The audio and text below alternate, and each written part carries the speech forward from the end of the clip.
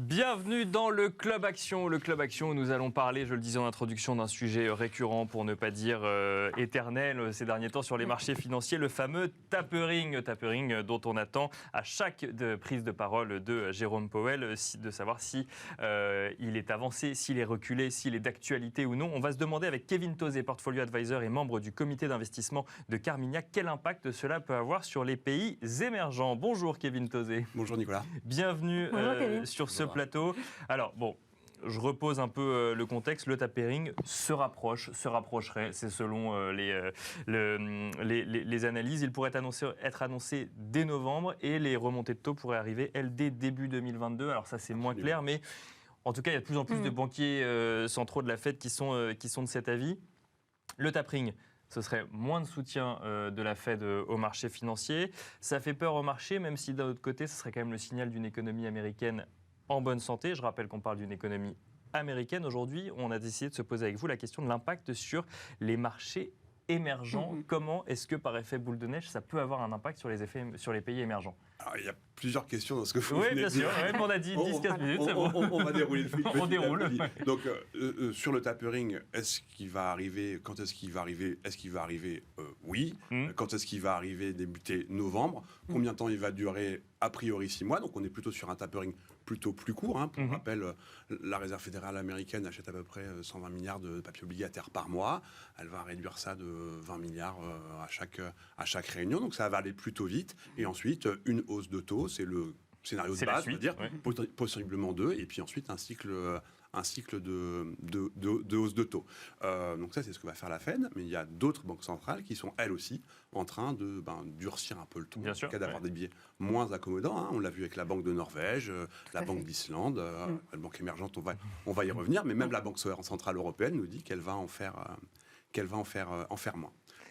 Alors vous, du coup, vous suivez les émergents. Les émergents, c'est des réalités diverses, parce que dedans, il y a la Chine, mais il y a aussi des pays européens. Il y a différents stades d'évolution d'économie. Du coup, si on parle de tapering en lien avec les émergents, alors qu'est-ce que vous regardez, vous? Alors, le tapering, ça fait peur, et ça fait peur parce que si on garde tous en tête le spectre de 2013, on a peur du temps de fou. Exactement. Donc aujourd'hui, les banquiers centraux, et notamment la Réserve fédérale américaine, adoptent une approche qui est quand même relativement prudente. C'est-à-dire que ils vont tout faire pour pas tuer la reprise, et puis ils ont aussi, comme nous, 2013 en tête.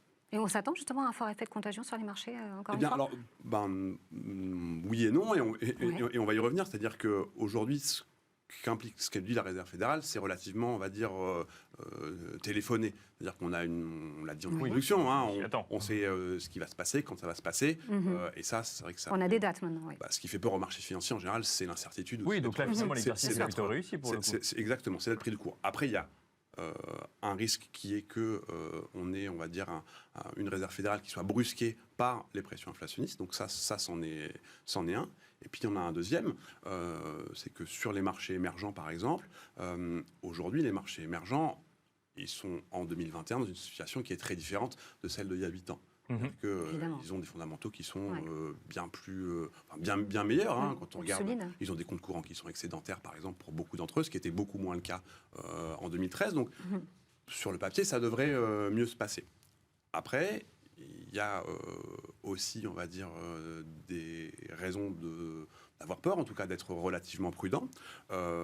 C'est que ce tapering, il vient à un moment où l'économie est en train de ralentir. En tout cas, le rythme de croissance est en train de ralentir. Notamment si on prend le cas de la Chine. Enfin, si on regarde, par exemple, je regardais pour préparer cette émission, le MSCI Emerging Market, il stagne quand même depuis mi-août. Et on voit que la Chine, c'était la locomotive de la reprise. Aujourd'hui, ça stagne. Est-ce que du coup, même les États-Unis d'ailleurs, mais du coup, est-ce que ce tapering ne viendrait pas étouffer définitivement cette reprise des marchés émergents? C'est un très bon point, Nicolas. C'est pour ça que je dis qu'il y a plusieurs questions dans votre question. C'est que sur le papier, a priori, une banque centrale qui vient, on va dire, durcir les conditions financières, qui vient en faire moins, c'est parce que la reprise est plus autonome ou plus vigoureuse. Là, on pourrait être dans un cas de figure où, en fait, la Réserve fédérale va en faire moins parce qu'il y a des pressions sur les prix.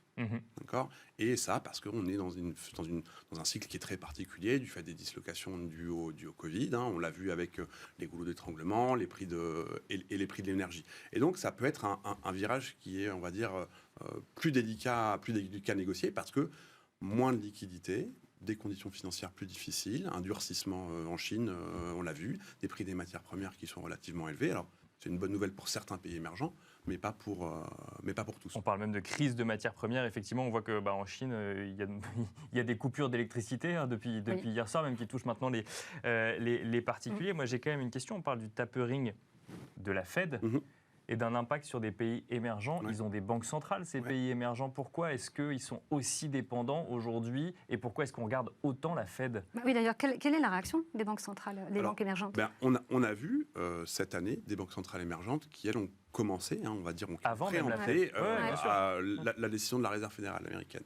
Alors la principale raison, c'est que ces pressions sur les prix, ces pressions inflationnistes, elles s'exercent beaucoup plus sur une économie dite émergente que sur une économie dite émergente. Bien sûr, oui. Parce que les matières premières, l'alimentation, c'est une proportion une contribution à l'inflation qui est beaucoup plus importante. Donc on a vu beaucoup de banques centrales qui ont commencé à réagir, surtout en Amérique latine, surtout en Europe de l'Est, en Asie un petit peu moins. Donc ça, principalement pour répondre à ces pressions inflationnistes. Ça veut dire que ces banques centrales, pareil, donc en fait elles ont réduit leur soutien à cause de pression inflationniste, même mécanisme que ce que vous êtes en train de nous décrire pour la Fed. Exactement, possiblement en anticipation de la Fed, mais surtout pas à cause des pressions inflationnistes.